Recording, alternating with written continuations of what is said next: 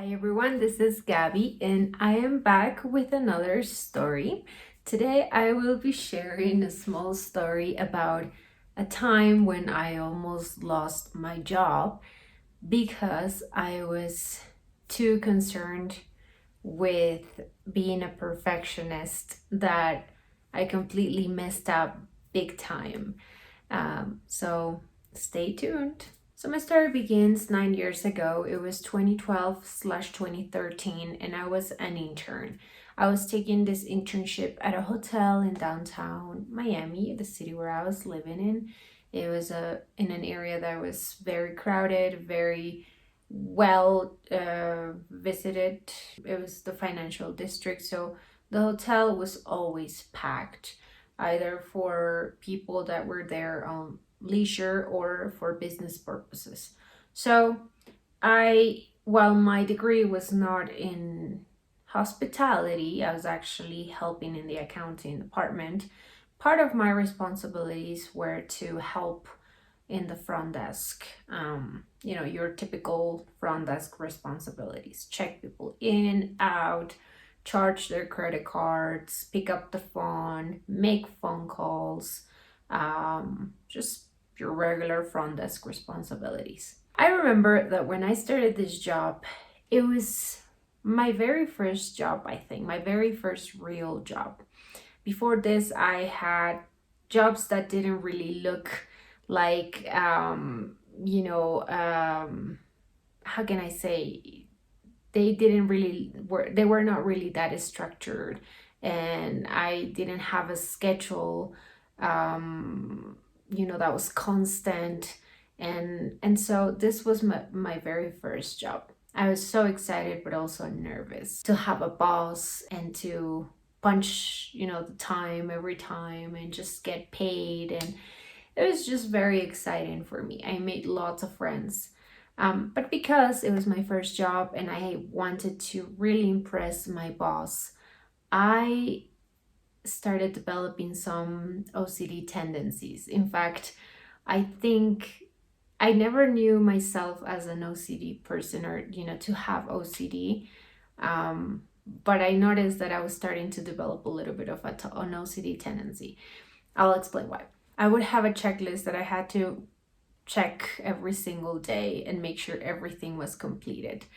And I remember, because I wanted to impress my boss, I would sometimes, work twice. Sometimes I would check my responsibilities that I had already finished. But because I wanted to make sure that they were done, I would go ahead and do them again and check again, and sometimes waste time like this. Me being a little bit of a perfectionist, I wanted to make sure that everything was perfect every single day. The problem with this is that sometimes you tend to overlook some details, and when you're a perfectionist, you're so focused on every single little detail that sometimes you forget the big picture, and that may even force you or push you to procrastinate, because unless you are in the right environment with the right resources, you will just not do them, because you're waiting for the perfect moment. So being a perfectionist can be a problem. And so I would overwork. I would do more than I needed to do unnecessarily, because I would have a list of things checked, and I would, go ahead and check again and make sure that number 2 was done, and 3, and so I would like prolong my job. So one day, I will explain why this is a problem. So one day, it was a very busy day. We had families, we had conferences happening in the building, we had lots of events. And so I decided to help and work an extra shift. I was already done by 2 p.m. and so technically I was free the afternoon, but I decided to stay. And while my boss was not really, he didn't want me to work more than I needed to, because as a front desk clerk, you're always on your feet, you're standing, you're talking to people. So even if it's 4 or 5 hours, a part-time job, you end up really tired. You actually go home exhausted. I think people that deal or work with people in the service and industries, like hospitality, restaurant, bartenders, I can totally feel their pain because talking to people, it's very tiring. So, but I wanted to be Miss Little Perfect worker, and I said, no, no, no, I can do it. I will stay till 8 o'clock. I'll take another shift. And this was a big, big mistake because I was not only tired, I had studied because I was still going to college partially, so I was still studying for my midterms and doing homework. And so I was just overall tired, but for some reason I overcommitted.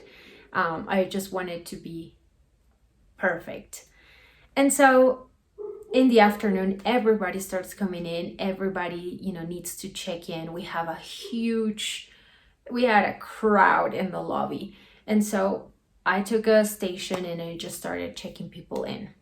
Again, with my checklist, making sure that everything is done. And so even to check people in, you would have to follow a certain order, talk to the person, check their ID, follow a routine. Because I was so worried about the other little details, the information that I had to give the guest, other details that perhaps in the moment didn't really matter because we were busy. I checked in a guest. I had given him a key. I had swiped his credit card. And because I was so worried in doing everything right, I had forgotten a very important thing, which was to save the room, or how can I say this? The moment that I assigned him a room, I forgot to lock that room. So it was still available in the system.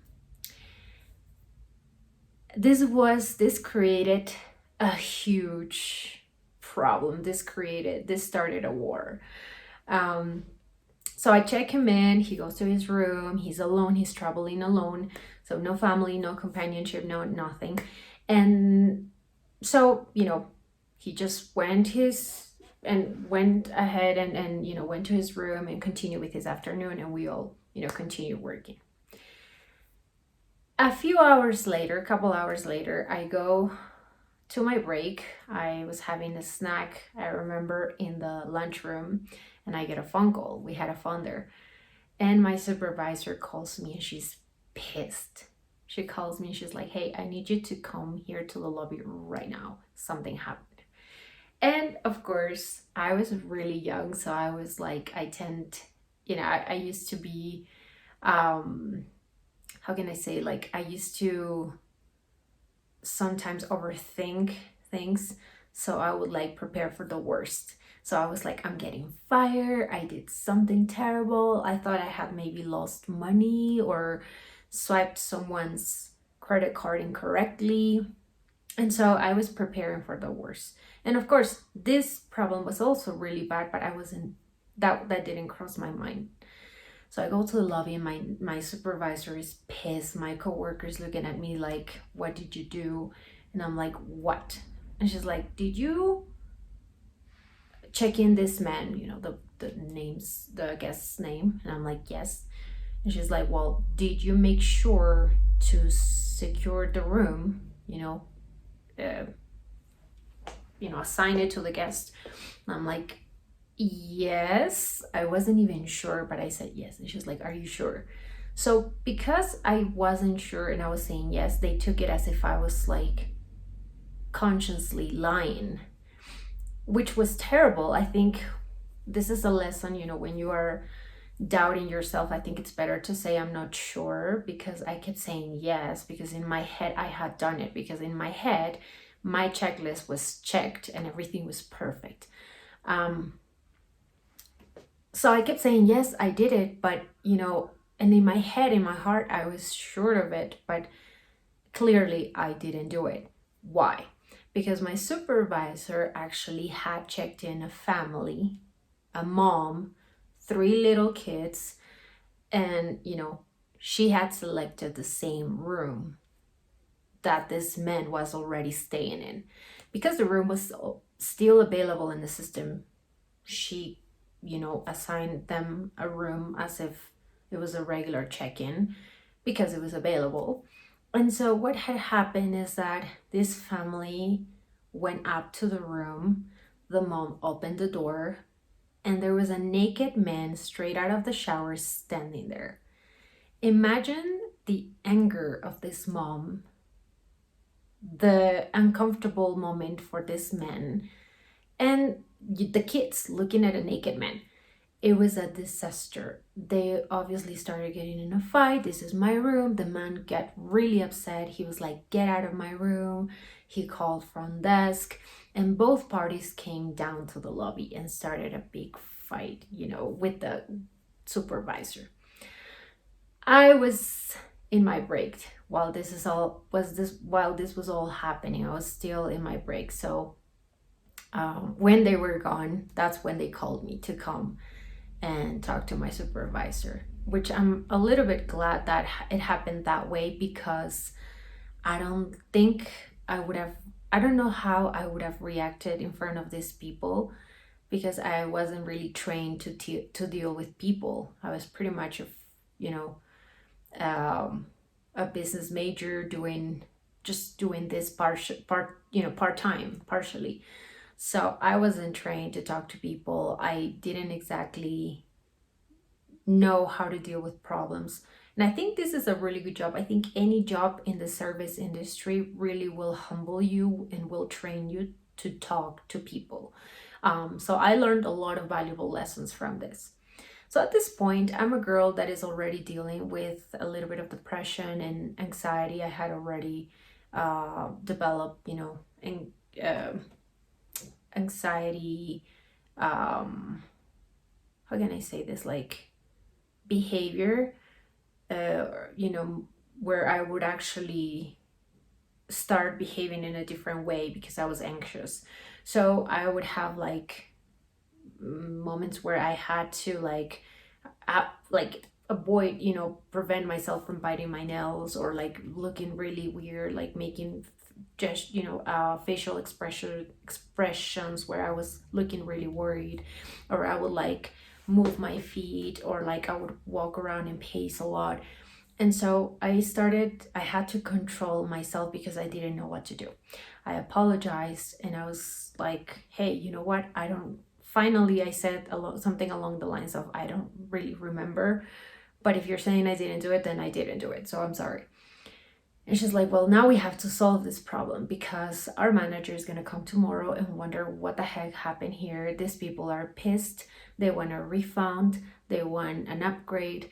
They want everything, because the man was seen naked. He feels completely vulnerable, angry, of course, understandably. And the mom feels offended because her kids saw a naked man. And so it was a disaster. They were ready to write terrible reviews and call corporate. And so it was a big deal. And on top of that, we were sold out for that night. And in the hotel industry, to be sold out, I think that's their most ambitious result, I guess, from the day. And so if somebody were to leave that day because they had a bad experience, the room was awful, and they wanted to leave, check out, and go somewhere else, that would mess up with the end goal. And so that was a big deal. I remember something happened later with another person that one person left and ruined the whole sold out day thing. And our general manager, was pissed. Apparently, I still, till this day, I'm not sure why, because I didn't work for that long at the hotel. I only stayed, I think, less than a year. My internship was less. I think it was like maybe 8-9 months. So I'm not sure exactly why this is important, but to them it was a big deal. So my supervisor was doing everything to prevent them from leaving. So they had to upgrade both parties to the top floor, offer them like, I don't even know what they offered them, honestly. And all I had to do really is help her fill baskets with like lots of goodies. So she was like super pissed. She was trying not to yell at me because we're in the lobby and we have to remain calm. She was like, and the gift shop was right next to us.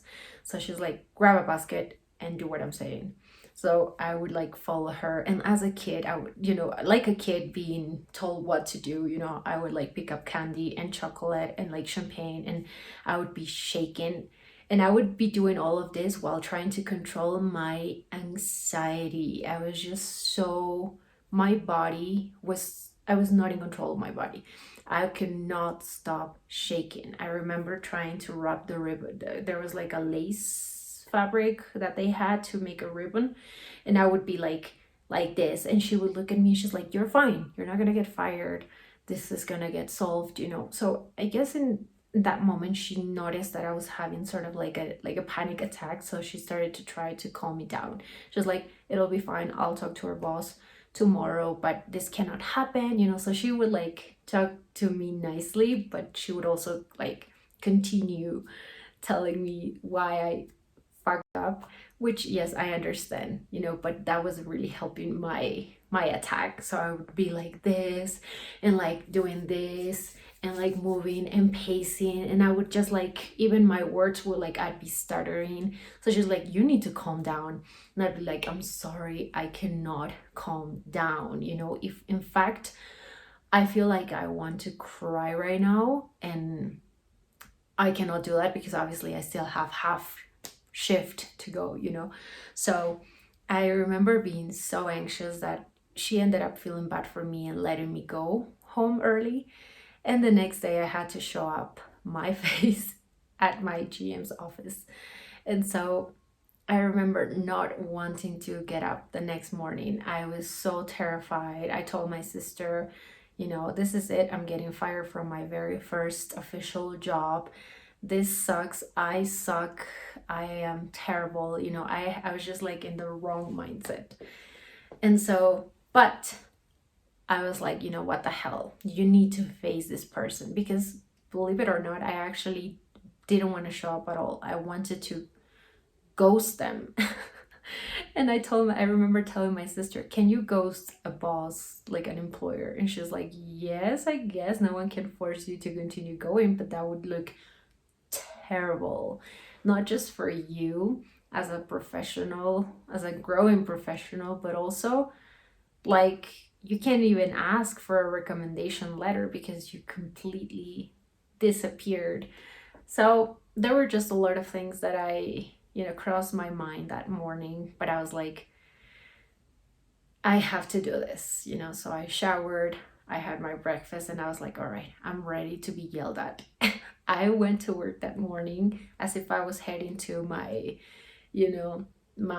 what do you call when, in times of war, you would go to be like killed? I don't know the word, but it felt like it. I was going to be to the slaughterhouse. There you go.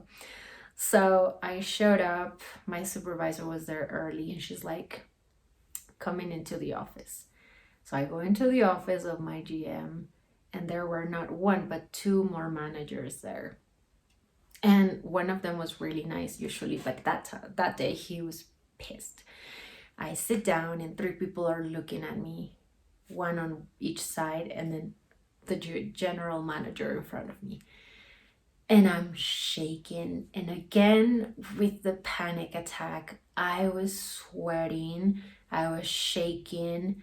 I could not control even my breathing. I was like, "Calm down. Like, why can't you just like relax your body?" I had like these moments where I couldn't really control my body, and it sucks, honestly.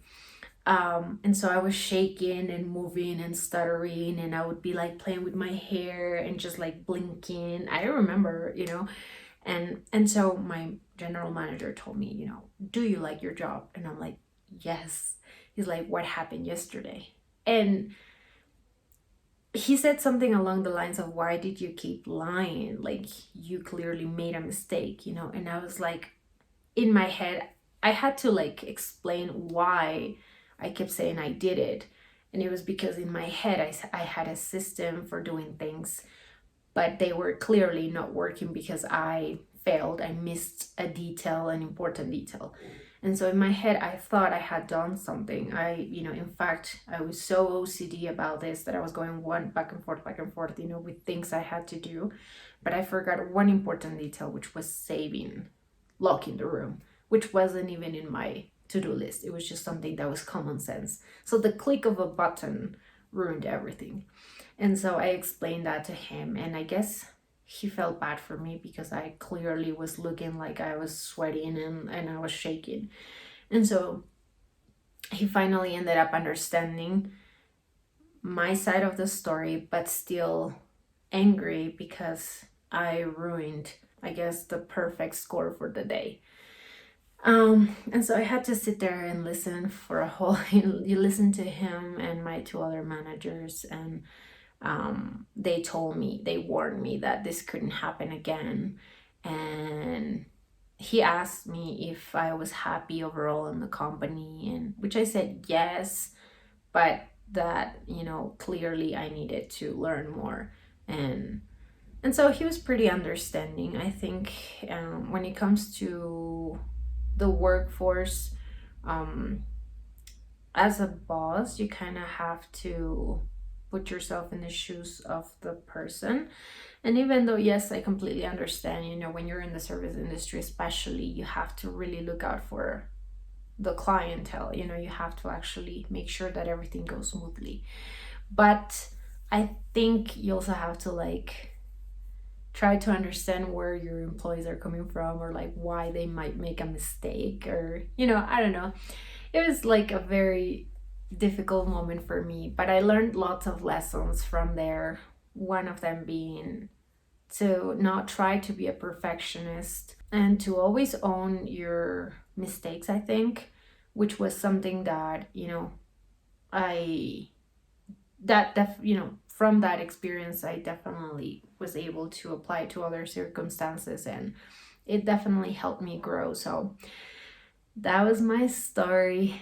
I hope anybody that watches this learns something, anything from this. And so, yeah, I'll be back next time for another story. Bye bye.